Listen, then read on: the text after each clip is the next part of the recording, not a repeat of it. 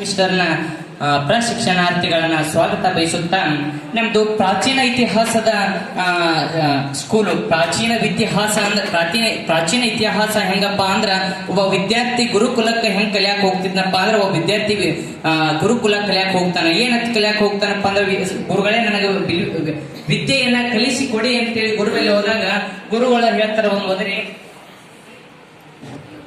ಅಡಿಗೆ ಭಟ್ಟ ಇರ್ತಾರ. ಈ ಬಂದಂತ ವಿದ್ಯಾರ್ಥಿಗೆ ಕರಿಬೇವಿನ ಸೊಪ್ಪಿನ ಅಡಿಗೆಯನ್ನ ಮಾಡಿ ಹಾಕು, ಅವ ಯಾವಾಗ ಕಹಿ ಆಕೈತಿ ಅಡಿಗೆ ಅಂತ ಹೇಳಿ ಕೇಳಿದಗಳನ್ನ ಅವನನ್ನ ಕಳಿಸ್ಬಿಡೋನು ಅಂತ ಹೇಳಿ ಗುರುಗಳು ಹೇಳ್ತಾರ.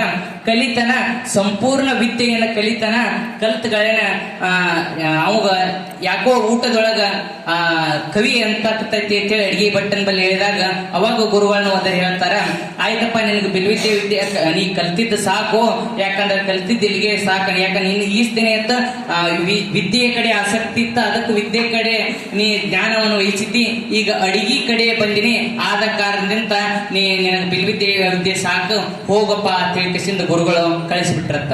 ಹಂಗ ನಮ್ಮ ಶಿಕ್ಷಣ ವೃತ್ತಿ ಹೆಂಗಪ್ಪ ಅಂದ್ರ ಬಾವಿ ಒಳಗ ಕೊಡ ಹೆಂಗ್ ಬಿಡ್ತೇವಿ, ನೇರವಾಗಿ ಕೊಡ ಬಿಟ್ರೆ ಯಾವುದೇ ಕಾರಣಕ್ಕೂ ಆ ಕೊಡ ತುಂಬಲ್ಲ. ಹಾಗೆ ಅದನ್ನ ಹೆಂಗ ಬಾಗಿಸಿ ನೀರನ್ನ ತೆಗೆದುಕೊಳ್ತೇವೆ, ಹೊಳ್ಳಿ ವಿದ್ಯಾರ್ಥಿ ಬಳಗಕ್ಕೂ ಅದೇ ರೀತಿಯಾಗಿ ಬಾಗಿಸಿ ನಮ್ಮ ವಿದ್ಯೆಯನ್ನ ಹಂಚಬೇಕು. ಹಂಚುವ ರೀತಿಯಿಂದ ವಿದ್ಯಾರ್ಥಿಗಳನ್ನ ಉನ್ನತ ಮಟ್ಟಕ್ಕೆ ಒಯ್ಯುವ ಶಿಕ್ಷಣ ನಮ್ದಾಗಬೇಕು. ಪುನಃ ವಿದ್ಯಾರ್ಥಿಗಳ ಅಸಹನೆ ಬಾಳ್ವೆಯಿಂದ ಎಂದೂ ವಿದ್ಯಾರ್ಥಿಗಳಿಗೆ ಏನು ಹೇಳಕ್ ಹೋಗ್ಬಾರ್ದು.